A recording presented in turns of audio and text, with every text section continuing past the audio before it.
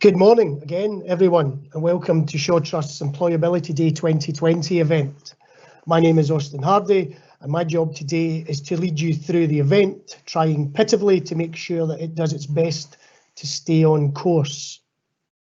I'll start with a welcome to everyone joining us from out with the Trust, customers, partners, commissioners, employers and fellow providers.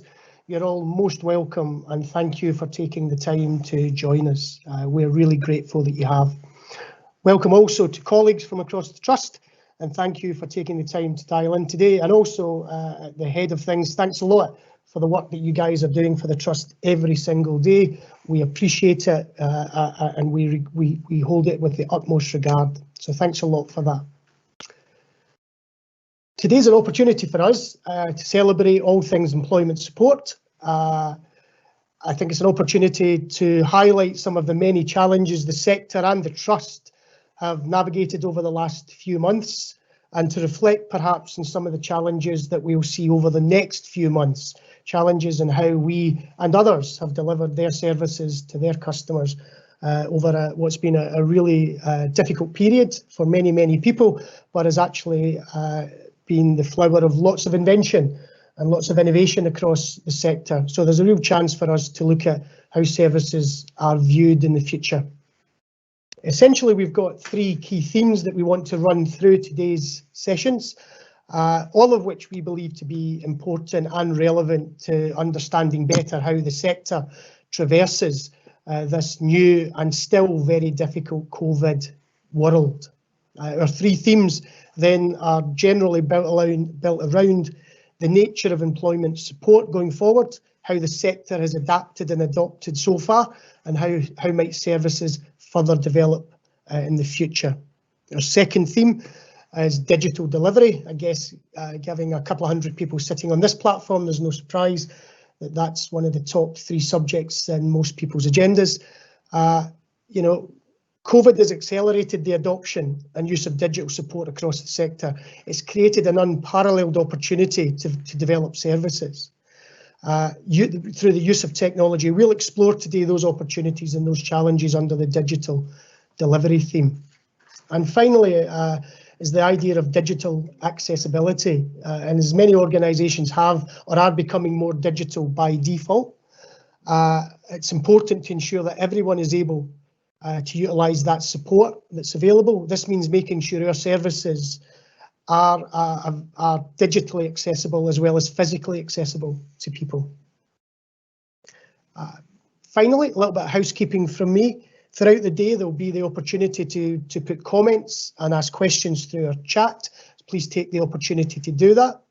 And there is also the opportunity for those of you who are part of the Twitterati to tweet at #EmploymentDay20, and we'll pick up any of your comments and questions on the social channels and replay those back to participants and speakers. The entire session will be recorded, and a version will be released very shortly after, which will include subtitles. I am assured that the subtitles aren't for people who will find it really difficult to understand my broad Glaswegian accent, but I'm not too sure that indeed is the case. But it will be available. It will be available to folks. Okay, so our first guest is Richard Clifton, Chief Commercial Officer here at Shaw Trust and Chair of ERSA. Richard will open up for us on his perspective around the future of employment support programmes and also highlight one of the ways in which Shaw Trust has developed services to meet the challenge of a COVID labour market. So over to Richard. Thank you, Austin, for handing over to me. I think very much I want to use this morning to really kickstart the day to actually look at what we're doing as an organisation, but actually how it's impacting across the whole of the sector and really the whole country in that respect. As Austin said, I'm also the chairman of ERSA, which I think I'm really privileged to be. And I think I can say on behalf of all of the sector that we know there are challenges ahead, but we are definitely ready as a sector to work with all partners to make the best impact we can for those that are being affected by it, particularly in the form of challenging labour market that we're finding. I would like to add my thanks to Austin, to all of our staff, but also all of our partners that work with us, some of whom you're going to speak to, particularly Nancy will be talking later from Genius Within, but there are many other partners we work with, and we couldn't deliver what we do so successfully without them. So moving on to the labour market itself, and I think we already were running programmes for some of those who were challenged in the labour market before Covid-19, and before even any of us knew what Covid-19 was or was going to be. And we have to remember them and continue delivering a service to those. But I think we are now starting to see the impact of a pandemic and what that is meaning to the labour market. It is going to mean a lot more challenges within certain sectors, and I think we can all see that happening within hospitality, some sectors of retail, and actually that is likely to ripple out into other sectors as well. Some of the people that are now going to be hit most hard by that are those that are in the younger age groups, those that are leaving education and actually coming into a labour market that doesn't offer the opportunities that we would have had a year or so ago, and also those older workers who are having to adapt potentially to another skill set that they need in a different labour market. Now, part of actually working to that is a sectorial routeway approach that Sure Trust have been doing in a number of guises, but I think one that we launched most recently was our Care Academy. And I've got a few slides that I'd like to take you through to explain how that Care Academy works in reality. So, all technology seems to be working. I think you've now got the slide up. So going on to the next slide, because you know who I am. Thank you. The Sure Trust Care Academy was developed initially before Covid-19. We were working on this because we had identified, like many others, that there was a significant national skills gap within the adult social care sector. Now, at that time, we were looking at an 8% vacancy rate that was running continuously, and there was also a 31% staff turnover rate within the sector. As part of Covid-19, that really was exacerbated as far as the need within the sector, and the government had a stated ambition during this period to actually attract another 20,000 people into that sector. It was something that very much we wanted to support, and we were already working with a number of partners. We already, through ICSIAN, who's part of the Sure Trust Group, work to support people develop their skills within the social care market, particularly delivering apprenticeships and other training so people can develop. But what we wanted to do was actually establish a proper journey and routeway for people to not just enter and develop within the sector, but also to actually pick up those opportunities of developing and progressing. And one of the things that was always said about adult social care is that people went in there on a minimum wage salary, and one of the reasons they didn't progress was they weren't given the opportunities every time to actually develop their skills to allow them to do it. This slide really gives you that overview, and very much the Academy is targeted on two aspects. One is the candidates, so those people who want to work within the sector and develop their skills, and the other side is to actually support the employers. It only works if we actually look at supporting both sides of that. So very much we are working with employers to design the routeways and the journeys for people to not just enter, but to progress within their organisations. And then working with the candidates to make sure that we give them the upfront skills, knowledge and experience they need, but actually then to continue that journey with them. Now, as I said, we can do that because Sure Trust through ICSIAN is a grade 1 Ofsted training provider, and already has access to funding for apprenticeships and other training. We can then actually bolt that together with the funding and support that we have through other government programmes like the Work and Health Programme, like the National Careers Service, so we can actually have a seamless service for the candidate, and we can get all the wiring in the background together to make that a seamless service for them.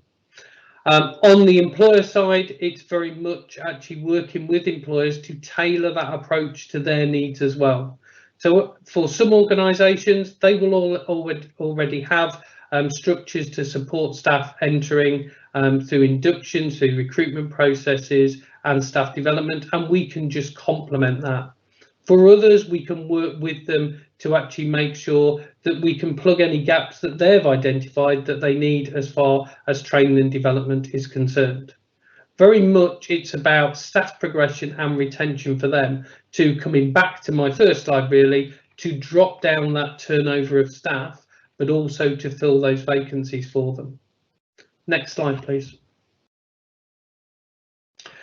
So as a journey for the participants, it's very much broken down into 4 key elements. One being pre-employment, so actually working with potential candidates who want to move into the marketplace to actually develop the initial skills they need, but also give them support on what they can expect from it. So in actual fact, people come into the interview or selection process knowing that actually this is the right sector for them.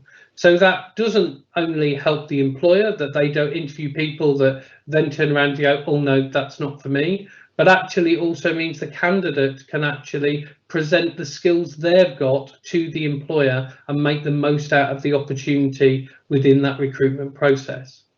We can then help employers with that recruitment process to make sure that we do some of the early matching to their criteria and make sure that the right candidates come through to the employer with the skills that they're looking for, so they have a good selection.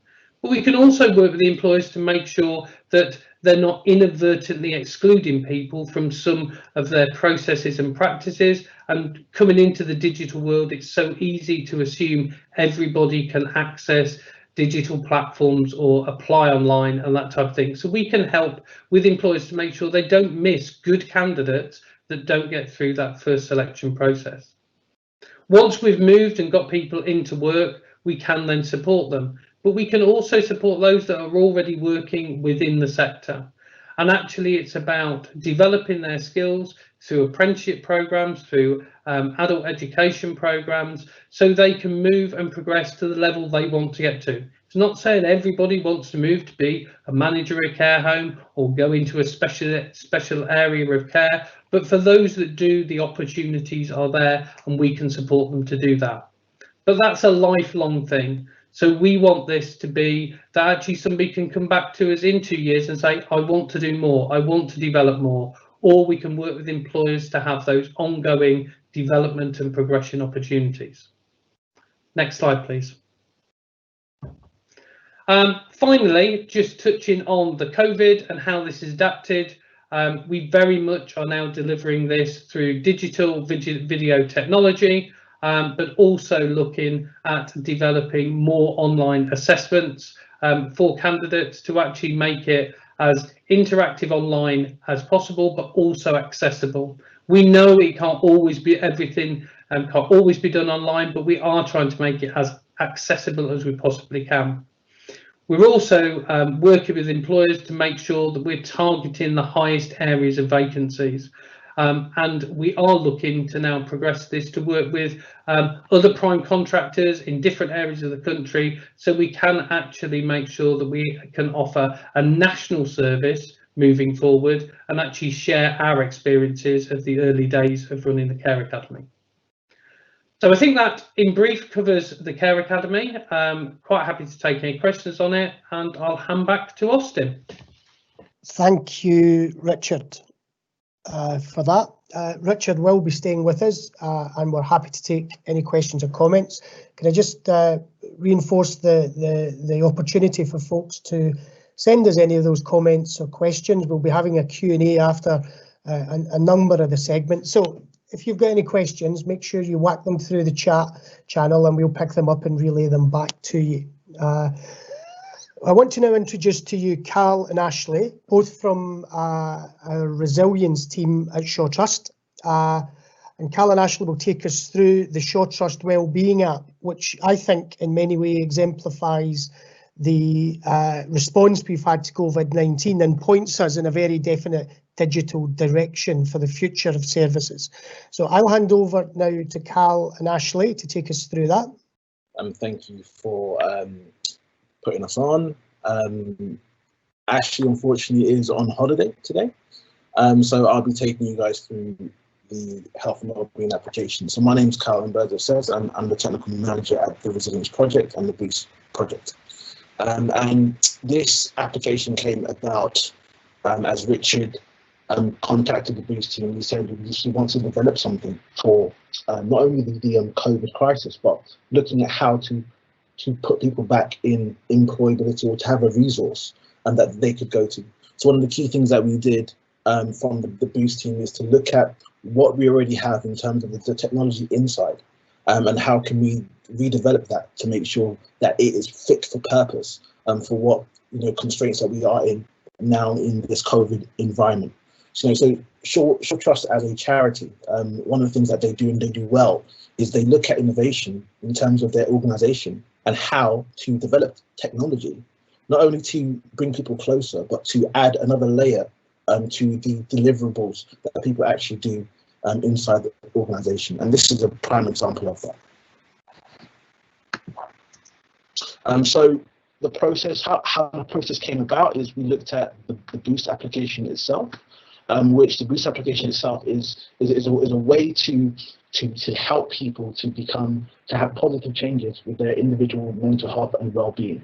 So we create this application to not only have a direct communication with each person, individual, but also to look at the support that they can have around them to make sure that they do have a positive effect, that the application does have a positive effect in their mental health. So look at the Boost app as a calm place away from your normal phone usage. And one of the key things, the 3 actions that we actually had around the resilience application was guided support, education, and how to take action.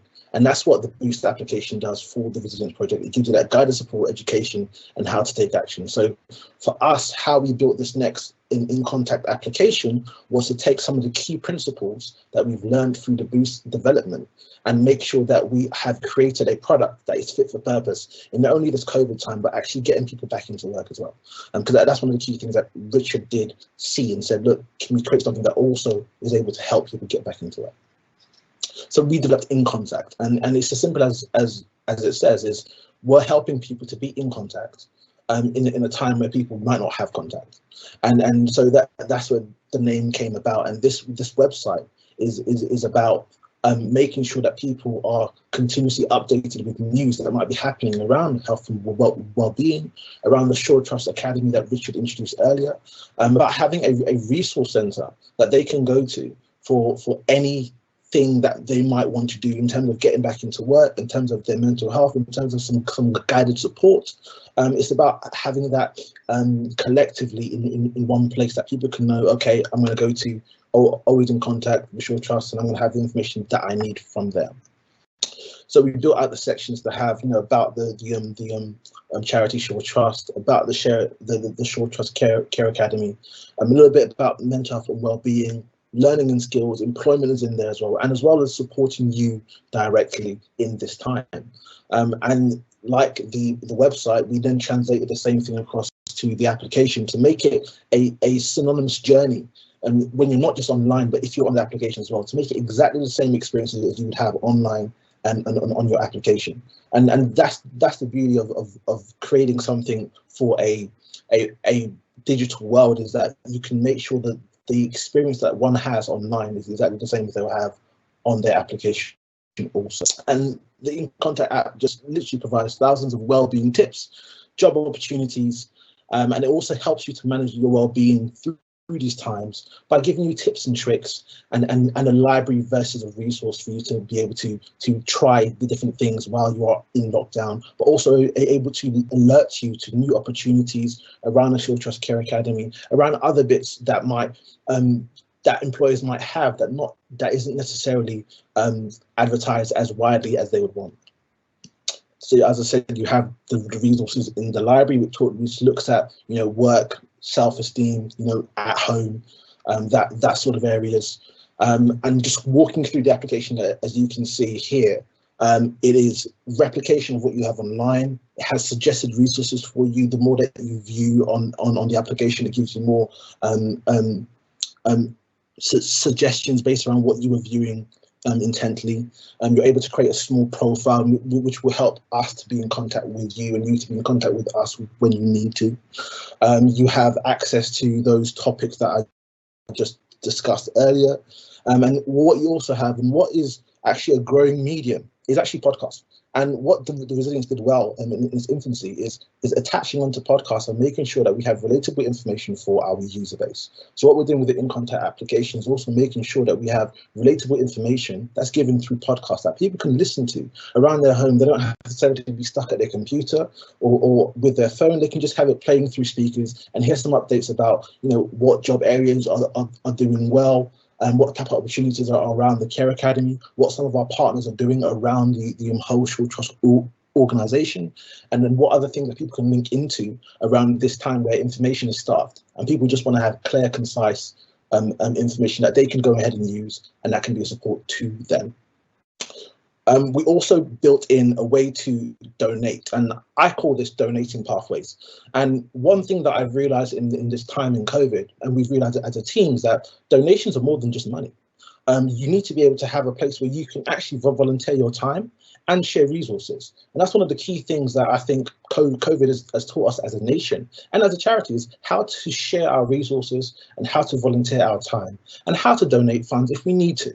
But this gives you a clear, concise way, or the Shorebot, I call him, gives you a clear, concise way in how to donate your time, funds if you need to, or just share resources that can help someone else. So if it's an employer or it's a member of the public, they're able to share a resource that might help someone else that we can then filter through our channels. So we're keeping people, as the application says, completely in contact with what's happening around them.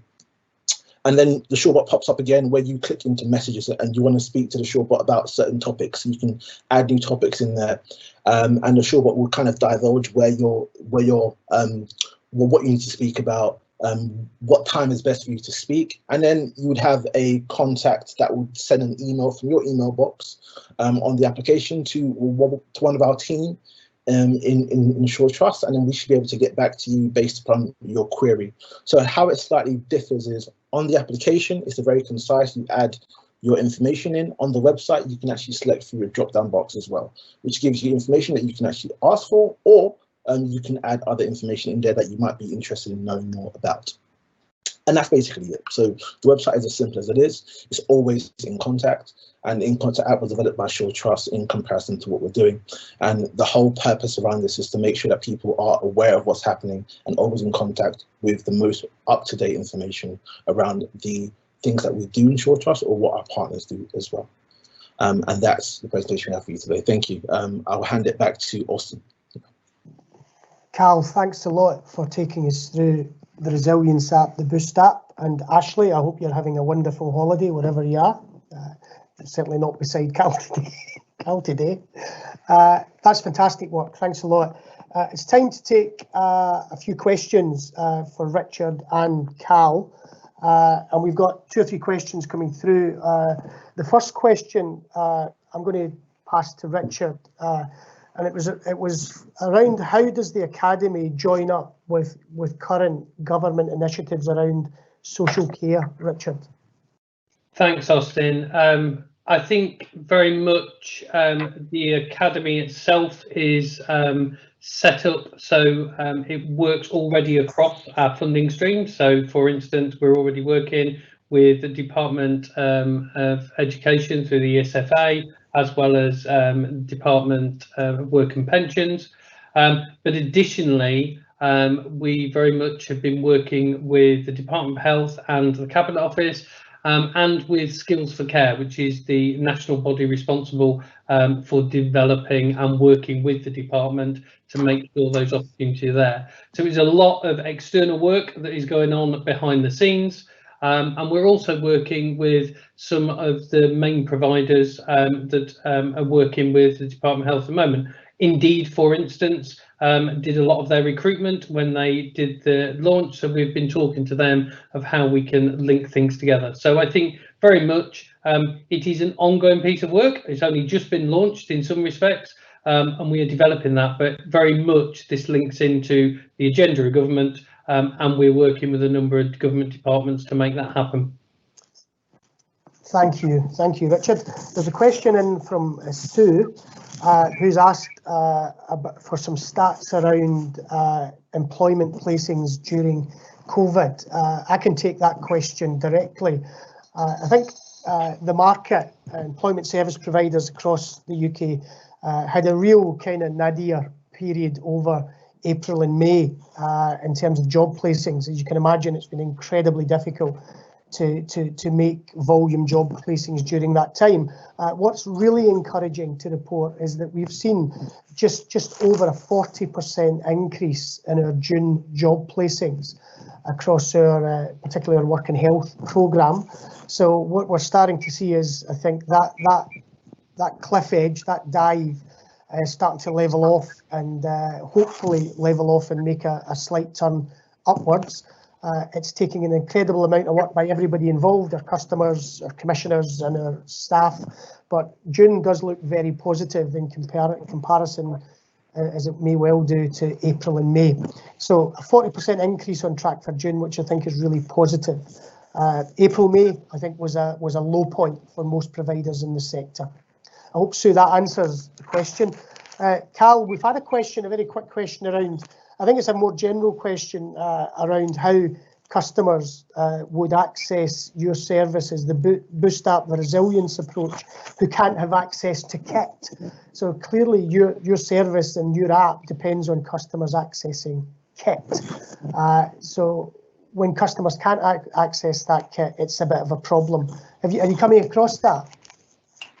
Yeah, so the Boost application, the resilience application, was built around a framework of mentoring, and that was meant to be delivered internally via local authorities and their youth services. The difference with the In Contact application and how we built this is it's free to everyone. So it's going to be on the normal app stores, like the Google App Store and the Apple App Store, and you're actually able to have some resources that we might have on Boost, which we've already created and made available on In Contact. So In Contact, if you will, is your entry into the services, all the digital services on application base that we offer in Short Trust, and then the Boost and the Resilient applications are a bit tier above that as well. So both of them are maintained by the team and we update our information. But the one that's accessible is the In Contact application from the regular app stores, and it's absolutely free for anyone to log on to and to sign up to. Thanks, Kal. I think it's an interesting stat that when we were looking at surveying our customers, roughly 27% of our customers on our IPS programme, so a programme looking to support some customers with the most challenging issues, health and otherwise disability. 27% of those folks didn't have access to kit or weren't trained well enough to use kit they did have. And Short Trust are working hard to make sure we do two things: that we provide sufficient training to people to make sure they can utilise the kit and the services available. And where they don't even have the kit, we're working really hard to try and provide them with that kit through a range of funding sources and partners. 27, nearly a third of people in one programme who don't have access is pretty much excludes a significant number of people from a national programme. So we're working really hard to try and make sure we bridge that kit and training divide. Thanks a lot, folks. Kal, Richard, thank you for your contributions to those two segments. We really appreciate it. And again, Ashley, have a brilliant day off. I'm going to turn now, if I might, to, it's a great pleasure to turn to Dr. Nancy Doyle. Nancy is a Chartered Psychologist, Research Fellow at Birkbeck University, and of course founder and CEO of Genius Within. Nancy is going to talk to us about the social model of disability and COVID-19. Many of you may know that Nancy helped create and feature in both series of the award-winning BBC Two Employable series. And as you know, she supported in that series a group of extraordinary job seekers to unlock their own unique talents and abilities in order to secure employment. We know at Shaw Trust, Nancy and her team at Genius Within are incredibly passionate about ensuring the people access the services they need to support their journeys and that they get them, and that's why Shaw Trust has chosen to work with Genius Within over a number of years and across a number of programmes in the last 2 years. So, Nancy, without any further ado, over to you. So it's a great honour to be here, and I'm really, really happy to chat to you all about the social model of disability. And just to remind people, the social model is in contrast to the medical model. So when we think about disability, do we think about disability as something that a person has, that a person is?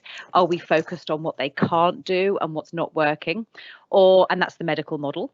Or are we focused on the environment that they're in and what's possible for that individual when the conditions are right for them to work at their best?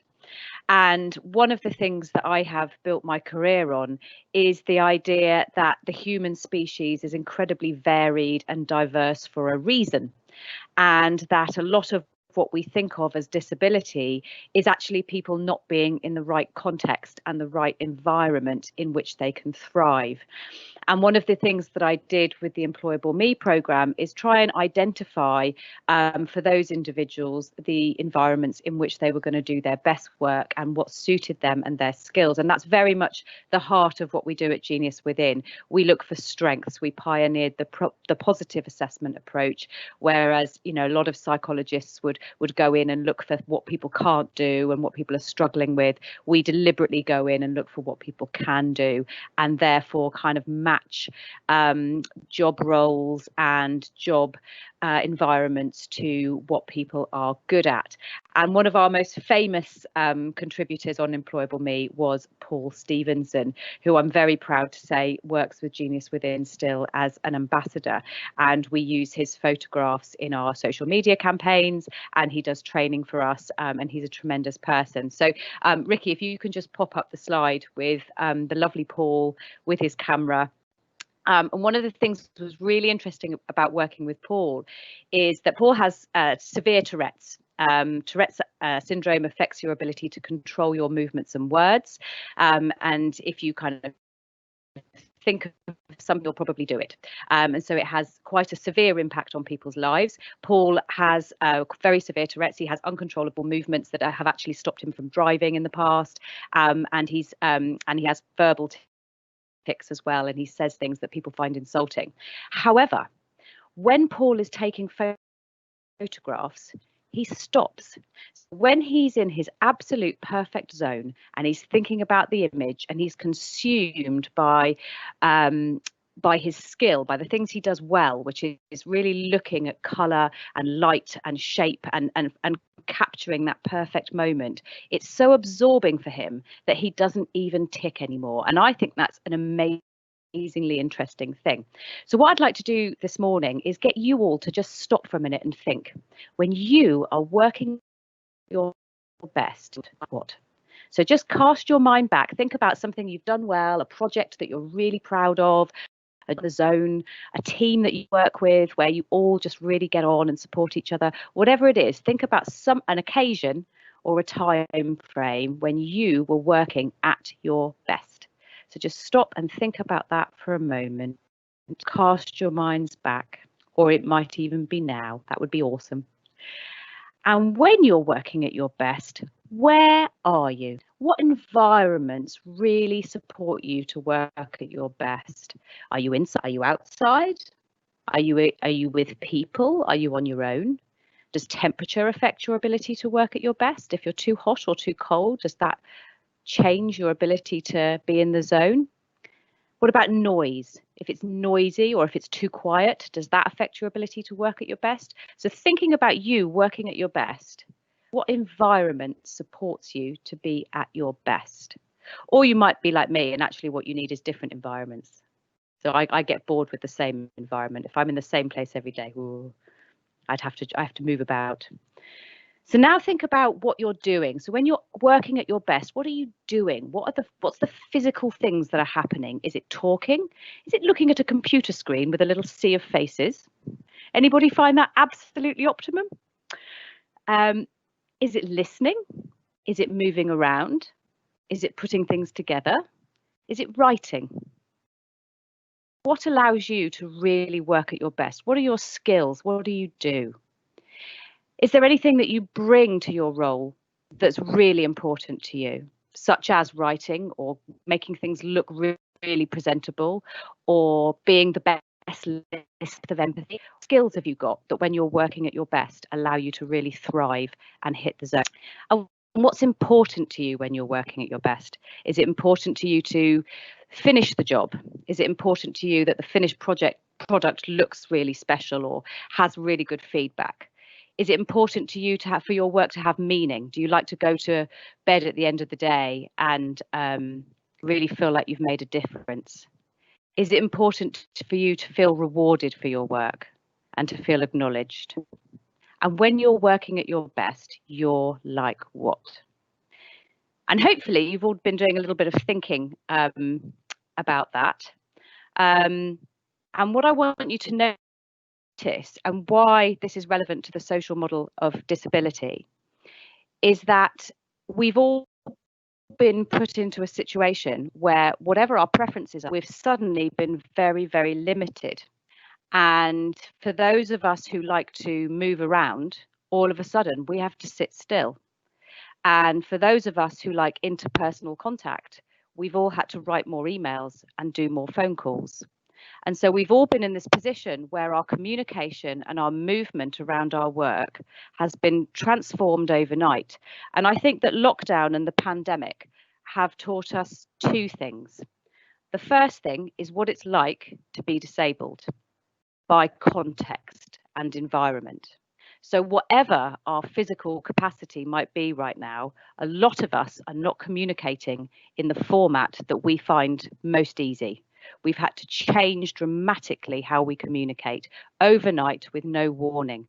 And that's a very disabling experience. And I'm hoping that it will bring us respect and appreciation for our colleagues and communities where communication is limited and forced into one or two genres. The other thing that we've learned through the pandemic is that remote working was always possible. And the number of people who've been prevented from employment because they haven't been able to travel during rush hour, either through mobility or sensory difficulties or emotional trauma, being overwhelmed by crowds, or because actually they need the assistive technology that goes with video link-ups and closed captioning, for example. So where people in those situations have wanted to be part of the job market, wanted to engage and wanted to contribute, they have been prevented from doing so because we as employers have said that remote working is not a reasonable adjustment. It's not possible. We can't do it for this team or this role. And actually what we've just learned is that that's a load of old nonsense. And actually we can do a lot more of that than we think we can. So I'd just like to leave you to an experience that's very relatable for disability inclusion, and that going forward we all need to be a lot more flexible. And there's a glimmer of hope in my optimist brain that this experience will provide more inclusion in the workplace and more flexibility about working environments that will allow a wider range of people to A, join in, and B, work at their best and bring the world the full potential of their strengths. And back over to you, Austin. Nancy, thanks very much for your reflections on COVID. I'm sure lots of those reflections are shared by lots of people online with us today. I think a couple of points that are really important in that is that idea that remote working and the wider inclusion of people has always been possible. What prevented it was other people. And the lessons from COVID is that we can't allow people to prevent that happening. It's just not acceptable any longer, and everybody should include themselves in that, because to some degree or other we all prevent things happening, I guess. The other thing is, thanks for your optimism. Optimism's a brilliant thing, even in darkest times. All of us should retain some degree of optimism to bring some light into the world and light to those round about us. So thanks for doing that for us this morning in a brilliant way. I'm really grateful for it. We don't have any at the moment. I don't think we've got any specific questions for Nancy. I'm not seeing any coming up on the chat, but folks, please feel free at whatever point to drop the questions in. I'm sure Nancy and others will be happy to answer them for you. Okay, and also can I just remind you of hashtag EmpDay20 if you want to drop any questions or comments via Twitter. That would be brilliant. I think we're now, okay, it's time now to introduce you to, and it's a pleasure to introduce you to Ellen Sanders to you all. Ellen is the Education, Training and Employment Manager for Children and Care Leavers in our Young People Services Division at the Trust. We all understand, I think most folks understand, the potentially disproportionate effect that COVID-19 is likely to have on young people across the UK. And Ellen is going to share with us and talk us through one approach to supporting young people and tackling some of the barriers that they experience and have faced in terms of securing employment. So Ellen, welcome to Employment Day 20. I'll hand over to you now. Thanks, Austin. Good morning, everybody. It's a pleasure to be with you this morning. So, as Austin said, I'm Ellen Sanders and I'm here representing the youth support team in Gloucestershire. We are part of the Shaw Trust Group. And as you can see from the slide, our main job is to speak up for young people in Gloucestershire, advise and support them. We mainly work with young people from quite challenging backgrounds in Gloucestershire. So children in care and care leavers, we support the education, training and employment IAG to those individuals. We also work with other NEET young people in the age range you can see there. We deliver the youth offending service, We deliver targeted youth work to young people. We also have a specialist integrated health team that includes drug and alcohol advisors, speech and language therapists, seconded NHS staff from children and adolescent mental health services. And we lead on the missing agenda for young people that regularly go missing, and we support wider children's social care as well. So that just gives you a bit of an idea about who we are and what we do. Next slide, please. So what I wanted to talk about today was a specific COVID-19 employability case study, just to give you a bit of an example about how we've been supporting our young people. This is T. He's a care leaver, and this is based on a real case we've just been supporting. He's 22 years old. T has lost his job as a direct result of COVID-19 and was referred to us by his leaving care worker because he's struggling to find other work. Although he is actively applying, sending out his CV, he's not hearing anything back. So something is going wrong for him there. He's a very independent young person, not keen to apply for universal credit, although he is having quite severe financial difficulties due to his housing costs and other spiralling costs because of COVID and his lack of income. He's allocated to a specialist needs worker. We have a team that, just like I said before, work with children in care and care leavers. If we could move on to the next slide. So I wanted to kind of run through how we've tailored our support for T, given that the circumstances. What we normally would do with our young people is to try and meet them face to face as soon as possible, because we really believe that it's that in that relationship building with young people that you have the foundations for helping them move forward. But we haven't been able to do that with T, nor any of the other young people we've been working with. But T was happy to work with us over the phone and also via email. What we found from T is that he wasn't comfortable doing any sort of face-to-face virtual contact, and that's not been unusual for the young people we've been working with. We found that our young people have been quite resistant to that, and it's just I'd be interested to know what people think about that. I'm not sure if it's a self-esteem kind of issue. It'd be interesting to hear what others think. But the worker and T discussed the types of jobs T was looking for, his work experience, qualifications, skills and strengths, and T emailed over his CV to be checked. He was mostly interested in kind of warehousing and factory work, and they also discussed any barriers that T was struggling with, and that's when T disclosed about his financial situation. They did explore universal credit, but T wasn't keen on the idea, but they left it on the table, and the worker sent T some information about universal credit, just to kind of help him see how that might support him if he saw that as a viable option for himself. They both agreed to spend the week looking for jobs they thought would be a good match, and email those to one another, and then come back after a week to discuss those over the phone. And that's kind of how the first week went. If we could move on to the next slide, please. So we've been supporting T for about 4 weeks now, and all of the work has been done over the phone and via email. And the kind of things that we focused on, you can see listed here. Really, we've updated T's CV and targeted his skills to kind of warehousing and factory work. What we found was that his CV was too generic, and it wasn't highlighting his particular strengths and how that was relevant to the sort of areas of work he was interested in. T has actually applied for 4 positions, and we learned through that process and talking to him over the phone that he wasn't being clear enough on his application writing about how he was meeting the essential criteria for those roles. We've helped T register online for 2 local employment agencies using kind of a PDF scanner app, which T didn't know he could use. He never thought about employment agencies before. He didn't realise they were an option open to him. We've worked over the phone doing interview techniques and how you manage a virtual interview if that was going to happen. We did find that T lacked the confidence to talk about the things he was good at, and he was unsure about how to structure his answers. That was quite a barrier for him. And together, eventually, they did make an application for universal credit after reading the information that was sent to him, and a few more conversations and kind of understanding what the blockage was for T. T did actually make a universal application. They did that together on the phone, both looking at the same screen, and the worker guided T through what to put in, which button to hit next, because it can be a bit overwhelming sometimes going through the DWP processes. We're still supporting T to find the right opportunity, but actually his feedback to us is that he feels much more confident now. He understands what he needs to do, and he's actually learned quite a lot of those key employability skills through the journey he's had with us. And we're absolutely certain that T is going to secure the right position for himself in the very near future. I hope that gives you a bit of an example about how we've been working during the Covid-19 crisis. I'll hand back to Austin now. Thank you very much. Thanks, Ellen.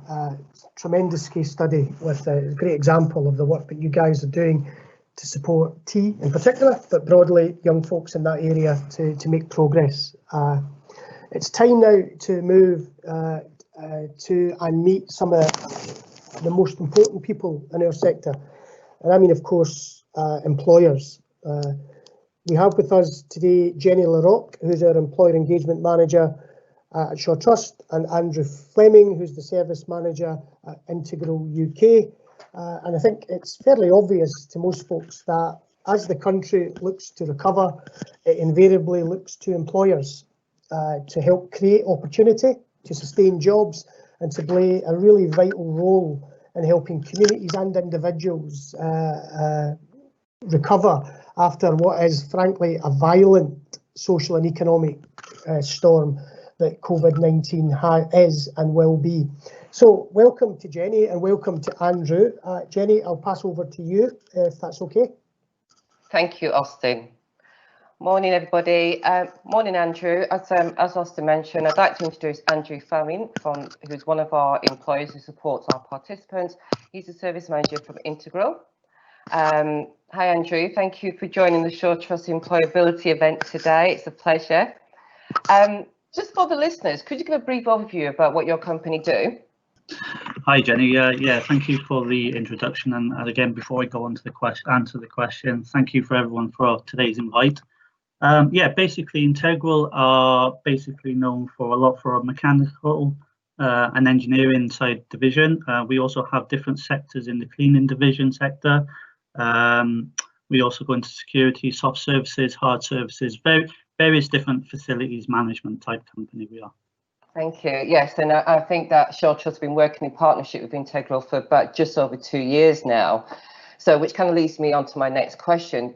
As we know, many organisations have had to adapt their operations during the pandemic. How has your organisation managed and coped with the situation? Well, it's been quite challenging, I'll be honest, which I assume is probably the same for many people. We've had to take on additional workload, especially on a day-to-day basis due to the fact that a lot of our managers have also been furloughed. So obviously this has had a reflection on taking the workload between various other managers evenly. We've also taken on extensive training to deal with COVID, which is obviously being branded down not just for management but also for staff on site. And this gives us various different teams within the national region to deal with any COVID requests. And aside to this, we've also been doing extensive work in sales to obviously boost our brand as a company in terms of being able to provide the additional services related to COVID, such as sanitizations, totem stands and that sort of thing. We've also got an additional services which we provide for fogging and misting services as well. So obviously anybody that has any doubts about how their building or their premises has encountered COVID, we provide the service to give them that rest of mind. Fantastic, and I appreciate that you've had to react very, very quickly in a very, very short space of time as well, haven't you? So I know you've reached out to Shore Trust. How have we supported you during this time as well? Shore Trust has been very proactive, I'll be honest with you. We've had a lot of situations in the past where we've had various locations nationally. Like I said, it's not just my area that I look after, but also across the UK, where there's been areas where we've had very difficult situations of recruitment. And obviously then we got in touch with Shore Trust, who has, as I've just mentioned, been very proactive in response.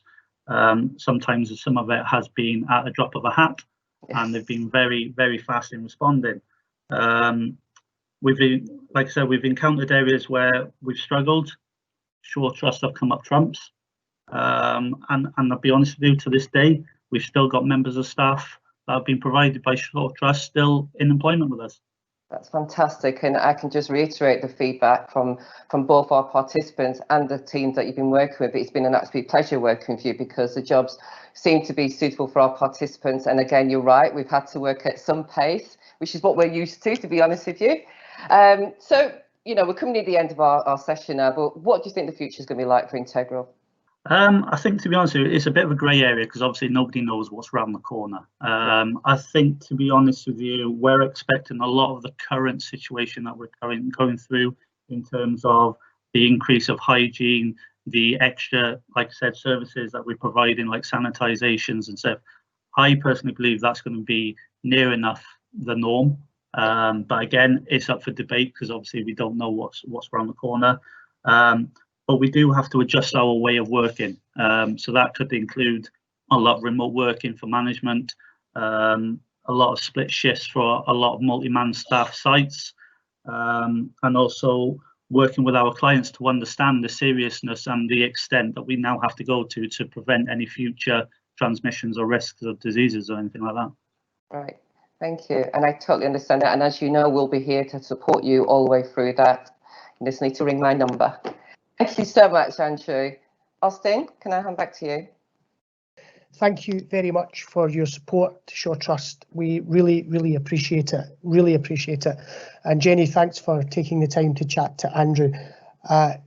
Nancy Doyle is going to join us now, and between you guys, we've got some questions that are coming in. I think the first couple are kind of delayed questions to Nancy, if you don't mind, but I think some of it's pretty relevant to employers in general. So Andrew and Jenny, feel free to pile in. First one was to Nancy, and we've had a question around what do you think, Nancy, are the key COVID impacts for disabled job seekers? I mean, I'm going to answer that like an academic. It depends what you mean by disabled, and it depends, because we're talking about quite a broad variety. And I think what I would say is that in any extreme context, there's going to be winners and losers.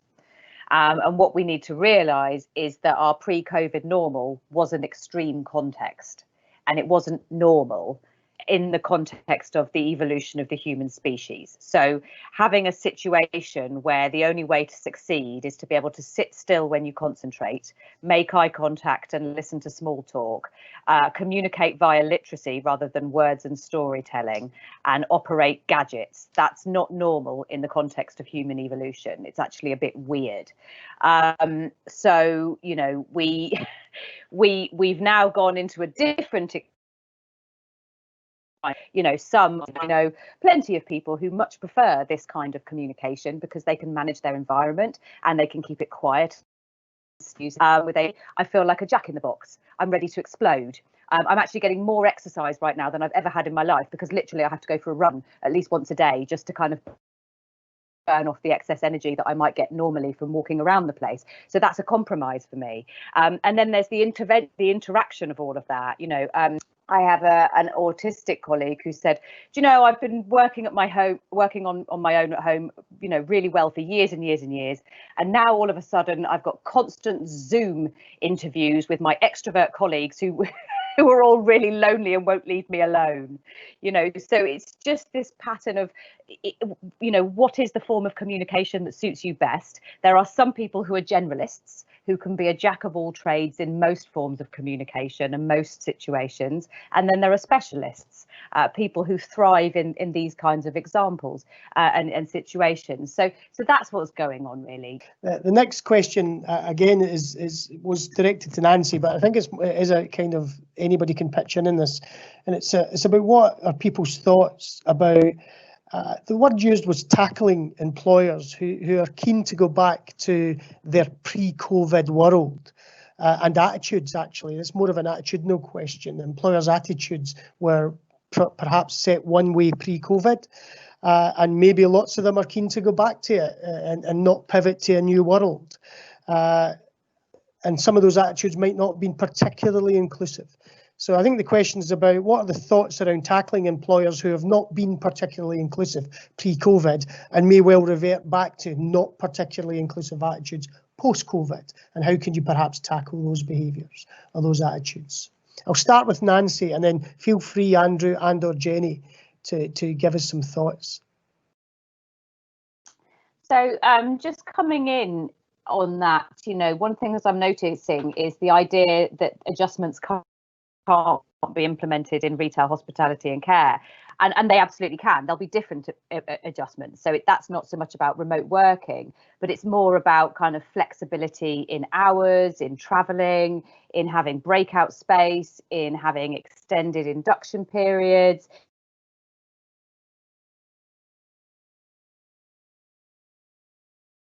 Okay, I'm going to ask Andrew, have you got any thoughts on that, Andrew, in terms of attitudes pre and post COVID, in terms of employers' view of inclusiveness? Obviously, we just need to make sure that obviously everybody's aware of the whole seriousness of how it has, you know, developed over the last few months in terms of, you know, with the unfortunate deaths that people have encountered. And it's not just something that's just going to go away. So we have to obviously make sure that we give the relevant training in terms of the new adaptations that we're making, measures in terms of especially in my division anyway, the cleaning division, the different types of routines that we're making, as Nancy said, the different split shifts, remote working, that sort of things. We need to make sure that people are aware of the reasons why we're doing this, and it's not just for the sake of it, it's for the transmission to reduce any diseases and things like that. But yeah, it's just make sure that we just need to reiterate that, the importance to everybody. Thanks, Andrew. I'm told by my producer we've got loads more questions, but we need to kind of clip along in time, and if we can catch up some time at the end, we'll kind of get to those questions. So that's good. Jenny, thanks a lot. Andrew, thanks a lot. Nancy, thanks for coming back in and dealing with some of those questions, despite the challenges via broadband. We really appreciate it. We really appreciate it. Okay, we're moving now to kind of one of the third of our themes. We turn to the theme of accessibility. We've got Graham Rees-Evans joining us. Graham is the Technical Account Manager for Shaw Trust's Accessibility Services. And we know that it's vital to ensure that accessibility for all, whether in physical accessibility and support or digital access to provision and services, this right to accessibility runs throughout the entirety of Shaw Trust services and those of our partner organisations. So Graham will take us through this approach in terms of digital accessibility. So over to you, Graham. Cool, yeah, thank you, Austin. Yeah, so I think, you know, as Austin rightly said, you know, Shaw Trust is is passionate about inclusion, and we run our own accessibility services that supports organizations to ensure that their content and their web content, their mobile apps are accessible to absolutely everyone. We employ a team of individuals who live with a range of disabilities and impairments, and we utilize their knowledge and experiences to support organizations and with the recommendations that we make. As previously been mentioned, the social model of disability moves the disability and the accessibility requirements from the person into the actual environment that they're in, whether that be digital or whether that be physical. So I think, accessibility requirements for certainly the built environments such as buildings and offices are very well known and even legally required. Most of us are aware that we need ramps and lifts and wider doorways for wheelchair users. But what about our digital content? Are there any considerations that we need to make there as well? And I think with more and more services moving to a digital environment, and sometimes a digital-only environment, there's a greater need or a greater requirement that those services are accessible to absolutely everyone. So digital accessibility is not just important for individuals that have a disability or an impairment. Several accessibility adjustments are beneficial for other reasons too. For example, a high percentage of video content is watched with captions or subtitles, even when the user doesn't have a hearing impairment. This might be because they're in public or maybe on public transport and have forgotten a set of headphones, but still want to enjoy that video content. Another example is trying to use a mobile device or any digital device in bright sunlight. If the colors of the text and the background are not easy to read, then they become even harder when we have the glare of a bright environment. But even before we start looking at the technical side to accessibility, one of the important factors to remember is that not all individuals access digital material in the same way. This might simply be a difference in experience between a desktop user and a mobile user, for example, just by the pure fact that they're different size screens. In 2016, we saw tablet use overtake desktop use for web browsing. And certainly in the last number of years, mobile traffic is up over 200%. However, the difference in experience might actually be something else. It might be due to the fact that the individual requires some sort of assistive technology. For example, this might be a blind or a low vision individual might use screen magnification software, or they might need content to be read out to them using the synthetic voice of a screen reader. Or it might be that an individual has a physical impairment, meaning that they can't simply use a standard keyboard or a standard mouse, so they may be using an adaptive hardware or even their voice to control the device. It's really important to understand and keep in mind that all these different interaction methods exist and not everyone uses a computer in the same way. One really easy way to emulate this is the no mouse challenge. So try and complete an online process just using the keyboard. So that's no mouse, no touchpad, no touch screen, just the tab and enter keys, and see if you encounter any difficulties or barriers. See if you can complete the task in the same way as a mouse user. So digital accessibility and the ability to use a system is even more important in this current climate.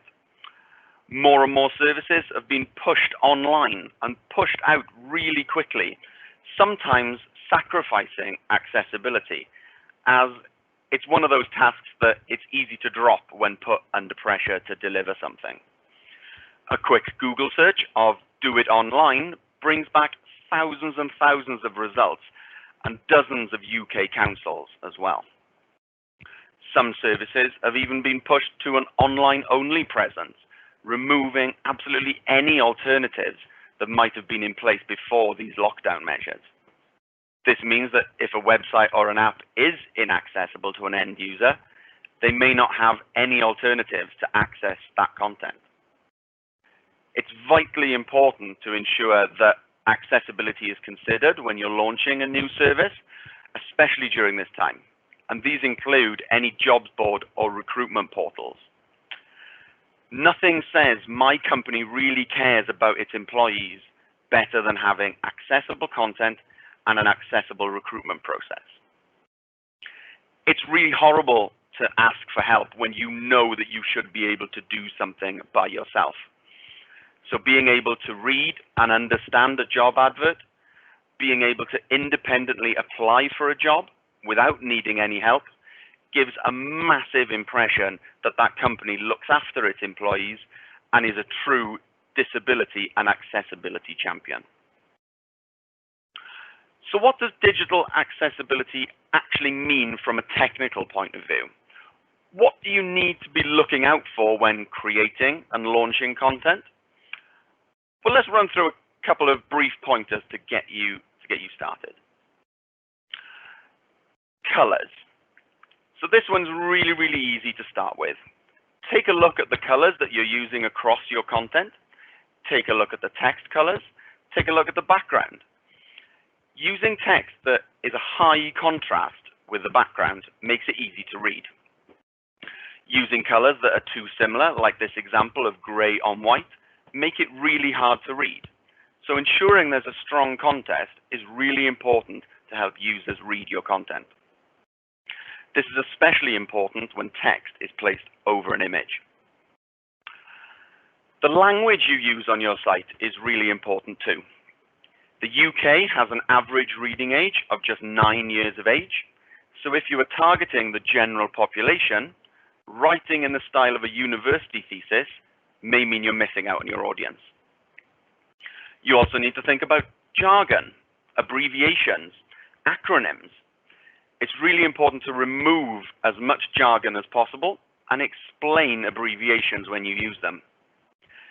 Telling the website or coding correctly what language you are writing in is also important. This ensures that translation services can make the correct translation. Labeling. So the most basic of interactive elements on your website is going to be a form, maybe a contact form.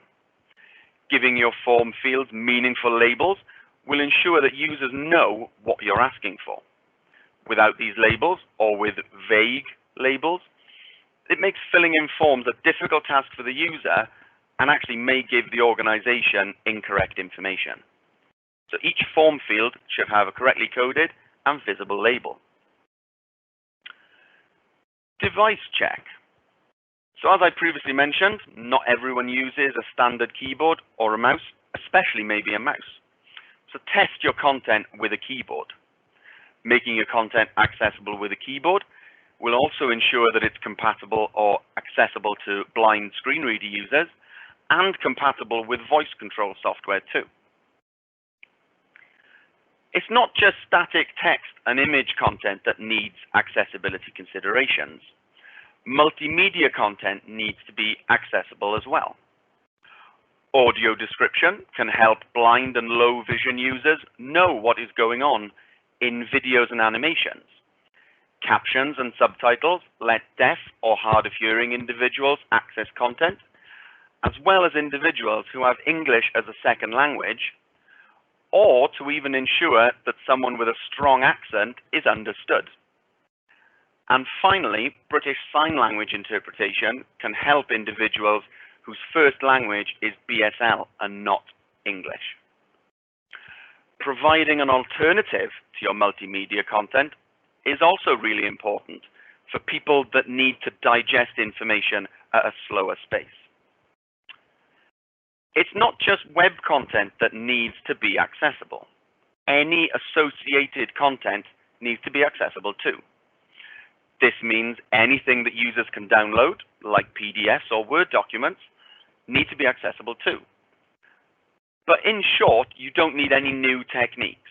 Any of the techniques that you've applied to your web content can be applied to your documents too. So what can you realistically do to ensure your content is accessible? Step one is educate yourself. Learn about different requirements. Learn about different methods of access. Learn about different assistive technologies and the way in which people interact with your content. You don't need to know exactly how things work, but you just need to know that there are different ways of working. You need to build accessibility into a project plan, and more importantly, build it into any requirements when buying software or services. Simply asking the question is not good enough. You need to ask suppliers for evidence on how their products are accessible. Tip 3 is test your content. So there's a whole host of automated accessibility checkers out there, but that's a good place to start. However, a little bit like spell checkers, they don't pick up on every issue that you might have. And remember, you're not making your content to pass an automated test or a checklist. Which brings me on to my last tip, is ask real people. So there will be individuals in your target audience that may have accessibility requirements. Reach out to those audience members and ask them if they have any issues with your content or the services that you offer. Together, we can ensure that all our content, our services, and our recruitment activities are as open and as accessible to everyone as they possibly can be. Thank you very much. Back to you, Austin. Graham, thanks a lot. Really interesting overview. It's pretty clear why services like yours are so important to reinforce and make sure that people get the right levels of accessibility to the services that they need and will improve the lives that they live. Thanks for that, really appreciate it. I'm going to move on now to introduce you to Andy Caniford. Andy, among other things, leads on our relationships, our central relationships with delivery partners. And Andy will be sharing in this session some of his reflections that he's gathered from a number of our partners in recent times around digital delivery. Can I just point out that Andy's session in full will be available on Shaw Trust media channels. That's a session with Elite Supported Employment Agency, Health to Employment, Sussex Community Development Trust and Enterprise Exchange. And we'll, as I say, we'll share that across our social media channels after today's event. So without too much further ado, Andy, over to you. Brilliant, thanks Austin, and good afternoon everyone. So yeah, as Austin said, I was joined by Jude, Jamie, Sian and Phil for a really interesting debate on the challenges and the alterations that the whole employment support sector has been going through over the last few months. I think we were really interested to think about how this has impacted both our staff and our delivery, but also how we've tailored this response to make sure that we're meeting the ongoing needs of our beneficiaries on programs. We discussed a wide range of topics, as you can imagine, and one of the key themes coming through was how pleased we were and how each of the organisations involved, and in fact every organisation that I've spoken to recently, is really proud of the way that services and individuals have really taken on board the digital, I suppose, revolution that we've seen. The fact that we're sat here today doing Employability Day through this digital forum is testament to the way that we've embraced this and the changes to the approach organisations have had. So one of the key areas that we discussed was around services moving to digital, Enterprise Exchange. So Phil shared how they've been making changes to their services, taking them online through a number of videos, using technology that has existed for a little while, but really embracing that and making sure that we could continue to deliver and not leave any beneficiaries behind. The accessibility and availability of technology was another key point. There were a number of participants on our programs and across the employment support industry who simply do not have the technology to engage fully in digital delivery. There were references to a range of local provision where, whether it was local authorities or charities have been able to source technology solutions, whether that's through tablets or access to internet, that allowed a full spectrum of our beneficiaries to engage in those sessions.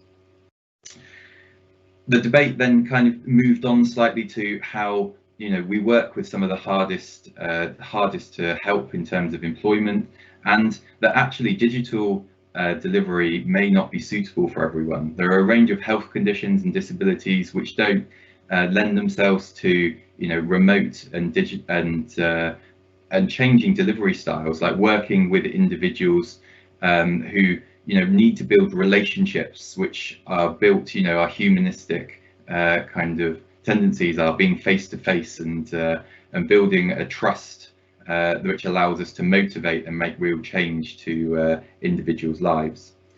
So there were various techniques talked about, with SCDA talking about Motivation Mondays, where we're not talking about how we can necessarily move people forward, but it's making sure that people are set up for the week, and it's actually making sure that they're engaged, that they are getting some external conversations. Some social isolation and digital isolation has been topics which have been widely discussed outside of employment support, but particularly with those individuals who we can be supporting through some of our programs.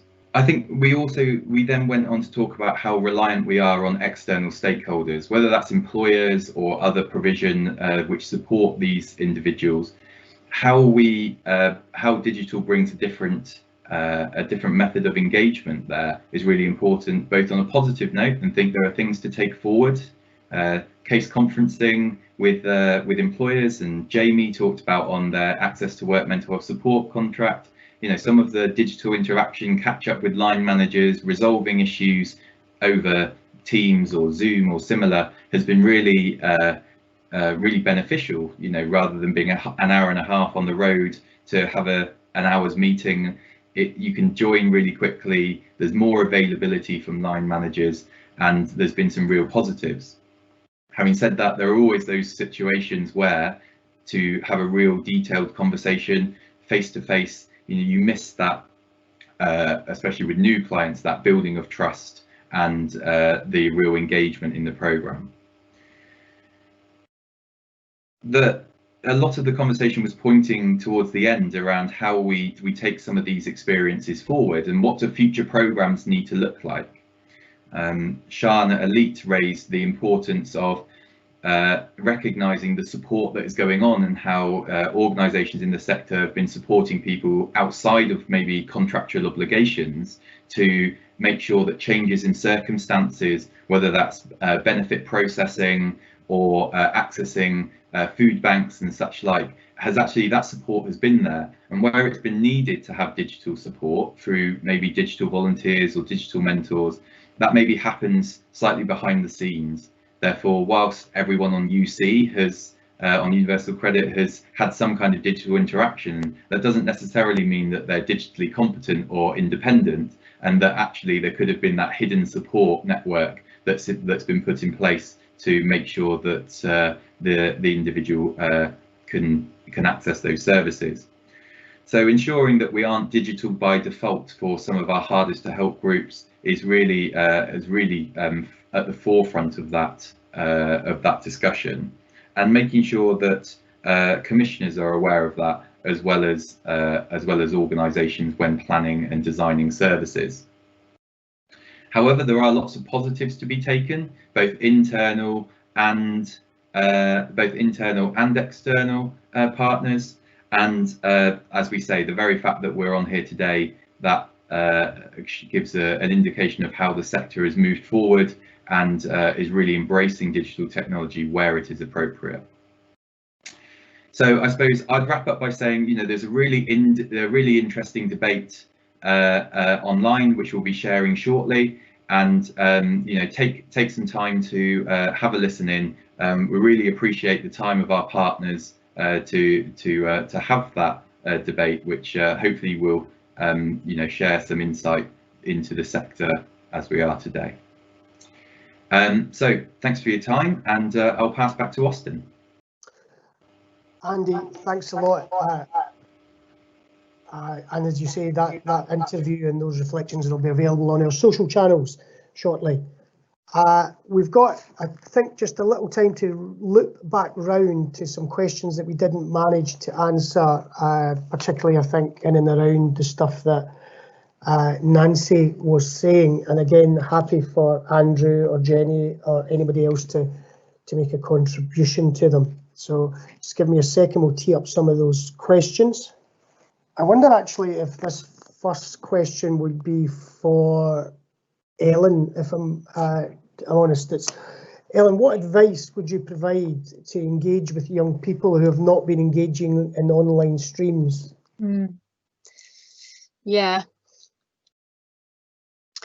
Thanks, Austin. It's a really good question. I think what we've experienced over the last 3 months is that those young people that we struggle to, or who are most disengaged and have the most challenging circumstances, it's those that we've struggled to keep engaged throughout this process, and it's those that have been less likely to have access to the sort of IT and phone equipment that you need in order to be able to engage in those online kind of ways. And have been least likely to want to engage face-to-face virtually. And as I mentioned before, the feeling I have is that that's some kind of self-esteem kind of barrier, possibly. What we have found has worked with those individuals, though, is phoning, talking over the phone, texting, and WhatsApp messaging. So that has been useful, and emailing where we can. The other tip I would give is if you're able to piggyback on a pre-existing relationship. So does that young person have a social worker, a youth offending officer they're working with, or a youth worker? Is there someone else that they already have a trusting relationship with that we can kind of work alongside to build a relationship to go forward? But it has been challenging. I'm not going to deny that. Yeah, thank you. Back to you, Austin. I've got a further quick question here, and it's for Graham. I think it's best directed at Graham. Just bear with me 1 second to tee these up. Graham, specifically, does the accessibility service help participants who have invisible disabilities, such as dyspraxia or dyslexia?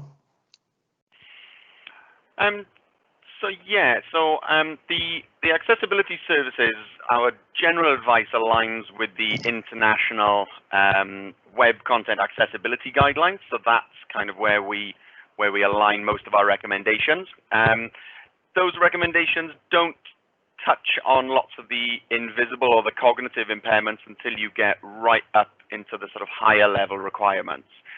So we can, and we do, support organizations to make their content accessible to those invisible impairments, but we don't do it an awful lot. And certainly for legal compliance for public sector bodies, that sort of comes above the actual requirements for making their content accessible. Thanks a lot, Graham. Appreciate that. There is one final question which I'll address in the last 2 minutes of it. That's probably worth in a wider question. And somebody's asking about do we think that exists that employees are nervous about returning to work, specifically with regard to COVID, i.e. social distancing and all the stuff that entails? So are Shaw Trust developing anything to support that return to work for their own staff, but also the wider employment market? Very relevant and timely question. I think the simple short answers to it is that I think at different levels in employeedom, some people may well be nervous about transitioning back to work, or transitioning back to the reverting to the previous context of work, i.e. face-to-face connections with colleagues and with customers over time. It's quite a natural apprehension and anxiousness, I would imagine. And Shore Trust are planning, because we have to plan around that. We're planning extensively in all parts of our business, in all the different contexts our business works in, for what a return to work looks like in a COVID safe environment. And we're doing a huge amount around that. We're connecting with our health and safety people, our safeguarding people, with our regional directors, with our local teams. We're talking to commissioners. We're taking the best advice and ensuring that should we return, and whatever return looks like for the different divisions and services in Shore Trust, that we will return in a safe and secure environment where no one, staff or customers, are put at risk. But we have to accept that we work in a human services environment for the most part, and emphasise on the human services environment.